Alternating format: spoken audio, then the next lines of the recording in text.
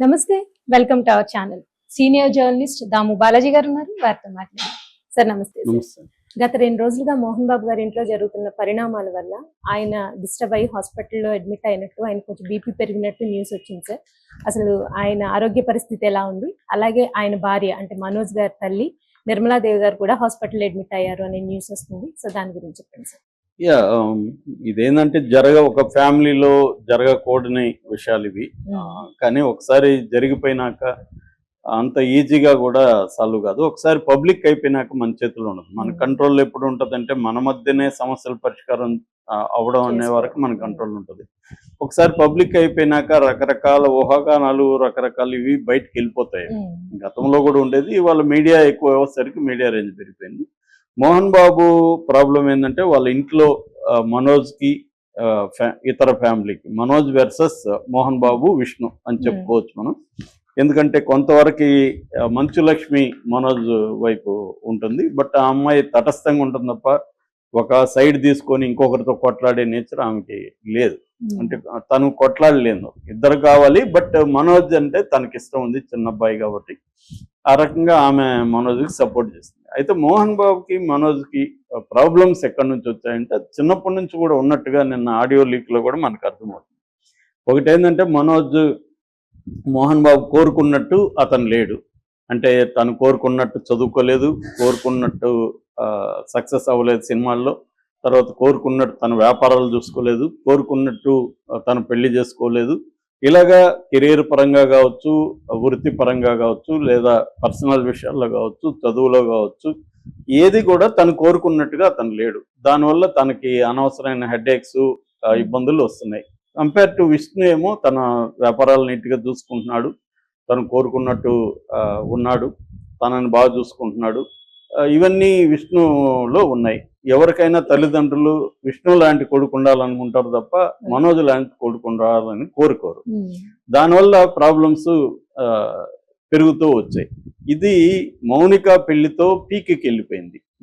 అంతవరకు ఏంటంటే Manoj versus family మాదిరిగా ఉండింది. ఇప్పుడు ఆమె వచ్చేసరికి ఏమవుతుందంటే తనకి తన ఫ్యామిలీ ఇంట్రెస్ట్ కాబట్టి ఆ అమ్మాయికి తను కూడా మనోజ్ని కొంత గైడ్ చేయడం కావచ్చు, కంట్రోల్ చేయడం కావచ్చు, ఇవన్నీ జరుగుతుంది. ఇప్పుడు మనోజ్కి ఒక సపోర్ట్ ఫ్యామిలీతో ఫైట్ చేయడానికి ఈమాయి వైపు నుంచి కూడా ఉంటుంది. ఇక్కడ నుంచి ఏమైందంటే వీళ్ళు సపరేట్గా ఉంటే ఇంత సమస్యలు రాకపోవచ్చు. వీళ్ళు ఏంటంటే జల్పల్లిలో ఉండే మంచు టౌన్ పేరుతో ఉండే ఒక లగ్జరీ గెస్ట్ హౌస్లో మోహన్ బాబు ఉంటున్నాడు గత కొంతకాలం నుంచి. ఇక్కడ జూబ్లీ హిల్స్లో ఉండేది ఇచ్చేశాడు, లక్ష్మికి ఇచ్చేశాడు, అక్కడే ఉంటున్నాడు. ఇప్పుడు మనోజ్ కూడా పోయి అక్కడ ఉండడం మొదలుపెట్టి ఇక్కడ సమస్యలు స్టార్ట్ అయినాయి. దానికి మనోజ్ అక్కడ ఎందుకు ఉంటున్నాడు అనే దానికి మనోజ్ వెర్షన్ ఏంటంటే మా అమ్మే రమ్మనింది, ఎందుకంటే విష్ణు దుబాయ్కి వెళ్ళిపోయాడు, ఇక్కడ ఊరు లేరు కదా, మీరుంటే మాకు బాగుంటుంది అని చెప్పింది అనేది మనోజ్ వెర్షన్. మేబీ అది ట్రూనా ఫాల్స్ మనకు తెలియదు. మనోజ్ చెప్తున్నాడు. మోహన్ బాబు ఏం చెప్తున్నాడు, కొద్ది రోజులు ఇతను ఉంటాడు, మళ్ళీ వెళ్ళిపోతాడు, మళ్ళీ సారీ చెప్తాడు, మళ్ళీ వస్తాడు, ఇలాగ జరుగుతుంది అనేది మోహన్ బాబు చెప్తున్నాడు. సో ఏదేమైనా కారణం ఏదైనా మనోజ్ భాయ్ అక్కడ ఉండడంతో సమస్యలు స్టార్ట్ అయినాయి. మోహన్ బాబు ఏం చెప్తున్నాడు, అతను తాగుతున్నాడు, భార్య మాట వింటున్నాడు అని చెప్తున్నాడు. ఒకసారి మనకు నచ్చని అమ్మాయి మన ఇంట్లో ఉంటే ఆమె ఏం చేసినా తప్పుగా కనిపిస్తూ ఉంటుంది. సో ఇప్పుడు ఇతను తాగకపోతే అతను అమ్మాయి రెచ్చగొడితే తాగేస్తారా ఎవరైనా? సో కానీ ఆ అమ్మాయి మీద కూడా మోహన్ బాబు నింద వేస్తున్నట్టు కనబడుతుంది. రెండోది కూడా ఆ అమ్మాయి కూడా తన భర్తని వీళ్ళు అవమానంగా చూస్తున్నప్పుడు తను కూడా హర్ట్ అవ్వచ్చు, తన అంటే ఇష్టం లేకుండా అక్కడ ఉండడం కావచ్చు, ఇవన్నీ కూడా ఆమె కూడా సబ్కేషన్ ఉంటుంది. ఇలాగే ఇద్దరికి నచ్చని వాళ్ళు ఇద్దరు ఒక ఇంట్లో ఉంటే ఖచ్చితంగా గొడవలు వస్తూనే ఉంటాయి. మనకి నచ్చినప్పుడు నచ్చిన వ్యక్తి పెద్ద తప్పు చేసినా కూడా చిన్నదిగా అనిపిస్తుంది, నచ్చని వాళ్ళు చిన్న తప్పు చేసినా పెద్దదిగా కనిపిస్తుంది. ఇది హ్యూమన్ నేచర్లో ఉండే ప్రాబ్లం.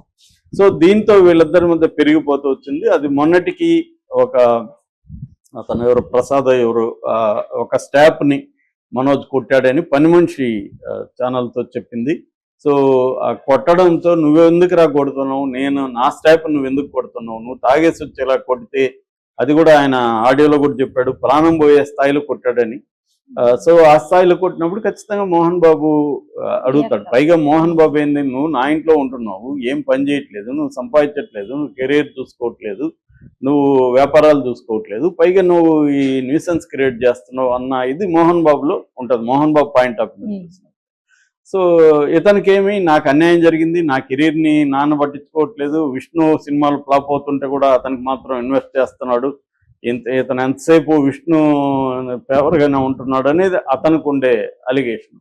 ఇది కాంప్లెక్స్ ఇష్యూ. మనం ఏది సైడ్లు తీసుకొని మాట్లాడడం అనేది సరైనది కాదు, ఎందుకంటే మనకి విషయాలన్నీ తెలియవు. పబ్లిక్ డొమైన్లో ఉన్న విషయాలు, నాకైతే కొంత సినిమా రంగంలో ఉన్నా కాబట్టి కొంత న్యూస్ వస్తుంది, అంత తప్ప దాన్ని బేస్ చేసుకొని మనం జడ్జిమెంట్లుగా ఉండడం అయితే కరెక్ట్ కాదు. కానీ మొత్తానికి ఇలాంటి ఒక క్రైసిస్లో నుంచి అది పెద్దదైపోతుంది. ఆయన ఆడియో లాంటి కూడా నేను మీ అమ్మ ఏడుస్తున్నారా, మీ అమ్మ హాస్పిటల్లో జాయిన్ అయిందని కూడా చెప్పాడు. ఖచ్చితంగా వాళ్ళు మామూలుగా మనకి యంగ్గా ఉండే వాళ్ళకి బీపీలు ఈ మధ్య ఎలా ఉండేది చూస్తున్నాం.